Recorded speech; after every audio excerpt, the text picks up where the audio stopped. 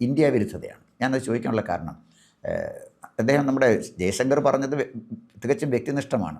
ഇക്കാര്യത്തിൽ അങ്ങയോട് ഞാൻ ചോദിച്ചപ്പോൾ തികച്ചും വ്യക്തിനിഷ്ഠമായ ചോദ്യങ്ങളോ ചിന്താഗതിയോ സ്വാഭാവികമായിട്ടും എൻ്റെ ഭാഗത്തും ഉണ്ടാകും. എല്ലാം വസ്തുനിഷ്ഠമായിട്ട് നമുക്ക് ചിലപ്പോൾ സംസാരിക്കാൻ കഴിഞ്ഞൊന്നും വരില്ല. ഇന്നത്തെ ഇന്ത്യ നേരിടുന്ന വലിയൊരു പ്രശ്നം അമേരിക്കൻ സാമ്രാജ്യത്തിൽ നിന്നുള്ള ഒരു ഭീഷണിയാണ്. അമേരിക്കൻ ഡീപ് സ്റ്റേറ്റ് ഇന്ത്യയെ അസ്ഥിരപ്പെടുത്താൻ ശ്രമിക്കുന്നു എന്നുള്ളത് നിഷ്പക്ഷമായി അന്തർദേശീയ രാഷ്ട്രീയം നിരീക്ഷിച്ചാൽ നമുക്ക് മനസ്സിലാക്കാൻ കഴിയും. അത് ശ്രീലങ്കയിലായാലും ബംഗ്ലാദേശിലായാലും നേപ്പാളിലായാലും അമേരിക്ക നടത്തുന്ന നീക്കങ്ങൾ. അപ്പോൾ അമേരിക്കൻ സാമ്രാജ്യത്തിനെതിരെ ഗവൺമെൻറ് ഓഫ് ഇന്ത്യ, അതായത് മോദി ഗവൺമെൻറ് യുദ്ധം ചെയ്യുമ്പോൾ അതിനെ പിന്താങ്ങുകയും ഒപ്പം മോദി ഗവൺമെൻറ് നടത്തുന്ന കമ്മ്യൂണിസ്റ്റ് വിരുദ്ധമോ അല്ലെങ്കിൽ പൊതുജന വിരുദ്ധമോ ആയ നിലപാടുകൾ എന്ന് കമ്മ്യൂണിസ്റ്റ് പാർട്ടിക്ക് തോന്നുന്നതിനെ പാർലമെൻറ്റിനകത്തും പുറത്തും എതിർക്കുകയും ചെയ്യുന്നൊരു സമീപനം സ്വീകരിക്കുന്നതിന് പകരം കണ്ണുമടച്ച് മോദി ഗവൺമെൻറ്റിനെ എതിർക്കാനും സാമ്രാജ്യത്വ ശക്തികൾക്ക്, അമേരിക്കൻ ഡീപ് സ്റ്റേറ്റുകളുള്ള സാമ്രാജ്യത്വ ശക്തികൾക്ക് ഇന്ത്യൻ രാഷ്ട്രീയത്തിൽ ഇടപെടാൻ ഒരു സ്പേസ് കൊടുക്കുകയും ചെയ്യുന്നത് ബുദ്ധിപൂർവമായൊരു സമീപനമാണോ എന്നാണ് എനിക്ക് അങ്ങയോട് ചോദിക്കാനുള്ളത്. അല്ല, ഈ സാമ്രാജ്യത്വം, പ്രത്യേകിച്ച് അമേരിക്കൻ സാമ്രാജ്യത്വം, അത് ഈ പുതിയ അവരുടെ പ്രസിഡന്റ് ട്രംപ് വന്നതിന് ശേഷം അവരെടുക്കുന്ന നിലപാടുകളുണ്ട്. ആ നിലപാടുകളിൽ ഒരുപക്ഷെ ഏറ്റവും കൂടുതൽ അതിൽ പ്രതിഷേധമുള്ളത് അമേരിക്കയിലെ സാധാരണക്കാരാണ്. അത് ലോകത്തിന് ഒരുപാട് ബുദ്ധിമുട്ടുകൾ ഉണ്ടാക്കുന്നുണ്ട്. അവർ യുദ്ധത്തിൻ്റെ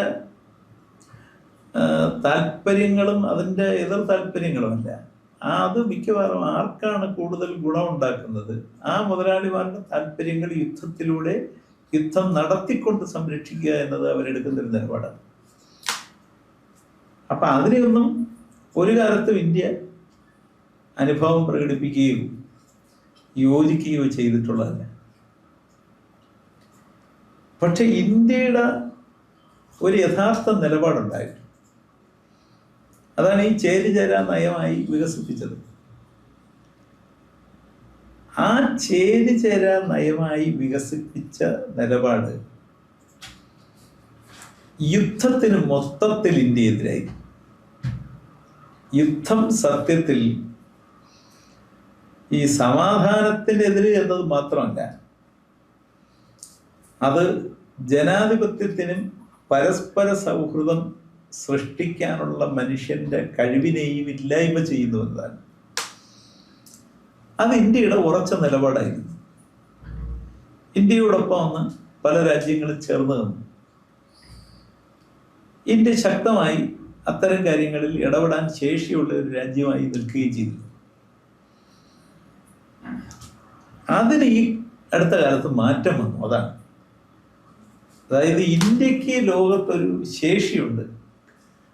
ഏറ്റവും കൂടുതൽ ജനങ്ങളിൽ തന്നെ ഏറ്റവും കൂടുതൽ യുവാക്കളുള്ള രാജ്യമാണ് ഇന്ത്യ. ഇന്ത്യക്ക് ലോകത്തെ ആവശ്യമുള്ളതിനേക്കാൾ കൂടുതൽ ലോകത്തിന് ഇന്ത്യയെ ആവശ്യമുണ്ട്. അത് ഇന്ത്യയുടെ ഒരു ശക്തിയാണ്. ആ ശക്തിയെ ഇന്ത്യ തിരിച്ചറിയണം. ഇന്ത്യ തിരിച്ചറിയുമ്പോൾ അമേരിക്കയ്ക്ക് ആവശ്യം എന്താണെന്ന് വെച്ചാൽ, അല്ലെങ്കിൽ ഈ പടിഞ്ഞാറൻ യൂറോപ്പിന് ആവശ്യം ഇന്ത്യയിലെ മുതലാളിമാരുമായിട്ടുള്ള സൗഹൃദമാണ്. ആ സൗഹൃദത്തിന്റെ പുറത്ത് ഇന്ത്യയിലെ ജനങ്ങളെ ലോകത്തിന്റെ കമ്പോളമാക്കി മാറ്റാനുള്ള താല്പര്യമാണ്. ആ താല്പര്യത്തിന്റെ ലോകത്തിന്റെ സംരക്ഷകനായിട്ടാണ് ട്രംപ് നിലനിൽക്കുന്നത്. ട്രംപിന്റെ പ്രസ്താവനകളെല്ലാം അതുണ്ട്. അത് ട്രംപ് ഇന്ത്യയോട് മാത്രമല്ല, ഇപ്പൊ കാനഡയോട് പറയുന്നതാണ്, ചുറ്റുമുള്ള രാജ്യങ്ങളോട് പറയുന്നതാണ്. അപ്പൊ അതിന് ഇന്ത്യ നിന്നു കൊടുക്കേണ്ട കാര്യമല്ല. കാരണം ഇന്ത്യയിലെ ജനങ്ങൾ ലോകത്തിന്റെ മുമ്പിൽ ഏതെങ്കിലും തരത്തിലുള്ള ചൂഷണത്തിന് ഇന്നത്തെ നിലയിൽ നിന്നു കൊടുക്കേണ്ട ഉത്തരവാദിത്വം ഇന്ത്യക്കില്ല. ഇന്ത്യയിലെ ജനങ്ങളും ഇന്ത്യയും ഒരുമിച്ച് നിന്നാൽ ലോകം ഇന്ത്യയുടെ വാക്കുകൾ കേൾക്കാനല്ലാതെ അവർക്ക് വഴങ്ങേണ്ട ഉത്തരവാദിത്വം ഇന്ത്യക്കില്ല. ഇന്ത്യ ലോകത്തിലെ ഏറ്റവും വലിയ കമ്പോളമാണ്. ഇന്ത്യയിലെ കുറച്ച് മുതലാളിമാർക്ക് ലോകത്തിന്റെ കമ്പോളം കൂടെ ആവശ്യമായിരിക്കാം. പക്ഷെ ലോകത്തിന്റെ കമ്പോളമായി ഇന്ത്യയെ മാറിയാൽ ഞാൻ ആദ്യം പറഞ്ഞത് സംഭവിക്കും. ഇന്ത്യയിലെ കർഷകൻ ലോകത്തിൽ ഏറ്റവും കൂടുതൽ പട്ടിണിയും ദുരിതവും അനുഭവിക്കുന്ന മനുഷ്യരാകും. അത് പാടില്ല. അതുകൊണ്ട് ഈ എടുക്കുന്ന നിലപാടുകളിൽ രാജ്യരക്ഷ, ദേശാഭിമാനം, ഇതെല്ലാം ശരിയാണ്. പക്ഷെ നമ്മുടെ ജനതയുടെ ആ ജനതയിൽ തന്നെ ഏറ്റവും കൂടുതൽ ദുരിതം അനുഭവിക്കുന്നവരുടെ കാവലാവണം ഒരു ഗവൺമെന്റിന്റെ വിദേശ നയത്തിന്റെയും ആ നയത്തിന് അടിസ്ഥാനമായി രൂപം കൊള്ളുന്ന കരാറുകളുടെയും കാവൽ. ഈ അമേരിക്ക എടുക്കുന്ന നിലപാടുകൾ, ആ നിലപാടുകൾക്കെല്ലാം പ്രത്യേകിച്ച് ട്രംപ് വന്നതിന് ശേഷം ഒരു പൊതു സ്വഭാവം ഈ രാജ്യങ്ങളെയും അവരുടെ അധികാരത്തെയും ബഹുമാനിക്കേണ്ടതില്ല എന്നതാണ്. അത് ഇന്ത്യ സത്യത്തിൽ ചുറ്റുമുള്ള രാജ്യങ്ങളെയെല്ലാം കൂട്ടിയിണക്കിക്കൊണ്ട് ലോകത്തിൽ സഹകരിക്കാവുന്ന എല്ലാ രാജ്യത്തെയും സഹകരിപ്പിച്ചുകൊണ്ട് വേണം പരസ്പര ബഹുമാനത്തിൻ്റെ, രാജ്യങ്ങളും തമ്മിലുള്ള ബന്ധത്തിൻ്റെ സ്വാഭാവികമായ ഒരു സമത്വം അംഗീകരിച്ച് നിലനിൽക്കാൻ വേണ്ടി അമേരിക്കയെ കൂടി സമ്മർദ്ദത്തിലാക്കണം. അമേരിക്കയ്ക്കും ഇന്ത്യയെ പോലെ ഒരു വലിയ കമ്പോളം അല്ലെങ്കിൽ ചുറ്റുമുള്ള രാജ്യങ്ങളുടെ കമ്പോളം തുറന്നു കിട്ടാതെ അവർക്ക് മുന്നോട്ട് പോകാൻ പറ്റില്ല. അപ്പൊ അതിൽ എടുക്കുന്ന നിലപാടുകൾ തീർച്ചയായിട്ടും ഇന്ത്യയിലെ എല്ലാ രാഷ്ട്രീയ പ്രസ്ഥാനങ്ങളും അതിനോട് പിന്തുണ പ്രകടിപ്പിക്കുകയും സഹകരിക്കുകയും ചെയ്യും. പക്ഷെ രാജ്യത്തെടുക്കുന്ന നയപരമായ കാര്യങ്ങളിൽ രാജ്യത്തെ ജനങ്ങൾക്ക് വേണ്ടി രാജ്യത്തിനകത്ത് പ്രവർത്തിക്കുന്ന പാർട്ടികൾക്ക് നിലപാട് കൈക്കൊള്ളേണ്ടി വരും. അത് സ്വാഭാവികമാണ്.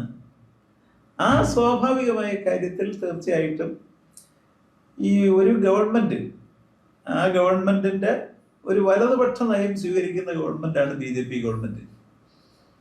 ആ വലതുപക്ഷ നയം സ്വീകരിക്കുന്ന ഗവൺമെന്റ് സ്വാഭാവികമായി ഈ രാജ്യത്ത് അവരുടെ നയത്തിന്റെ ഗുണമാർക്കാണ്, അതിന്റെ നഷ്ടമാർക്കാണ്.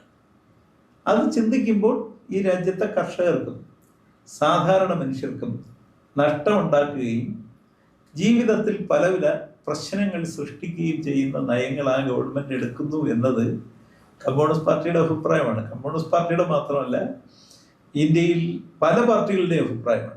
BJPക്ക് അകത്തുള്ള ചില സംഘടനകളുടെയും അഭിപ്രായം. അപ്പൊ അത്തരം കാര്യങ്ങളിൽ ആ ഗവൺമെന്റ് തിരുത്തണം. അമേരിക്കയുടെ ധാർഷ്ട്യത്തിന്റെ മുമ്പിൽ വഴങ്ങാതെടുക്കുന്ന നിലപാടുകൾ ഈ രാജ്യത്തെ എല്ലാ പാർട്ടികളും യോജിച്ച് അതിന്റെ കൂടെ നിൽക്കണം. അപ്പൊ അതുകൊണ്ട് രാജ്യത്തിനകത്തെടുക്കുന്ന നിലപാടും പുറത്ത് അമേരിക്കയുടെ തെറ്റുകൾക്കെതിരെ എടുക്കുന്ന നിലപാടും രണ്ടും രണ്ടാണ്. അപ്പോൾ തീർച്ചയായിട്ടും ആഭ്യന്തര നയത്തിൻ്റെ കാര്യത്തിലായാലും ശരി, വിദേശ നയത്തിൻ്റെ കാര്യത്തിലായാലും ശരി, കമ്മ്യൂണിസ്റ്റ് പാർട്ടി ഒരു തിരുത്തൽ ശക്തിയായി നിൽക്കും. അങ്ങനെ തന്നെ തുടരണം എന്നുള്ളതാണ് അങ്ങയുടെ അഭിപ്രായം.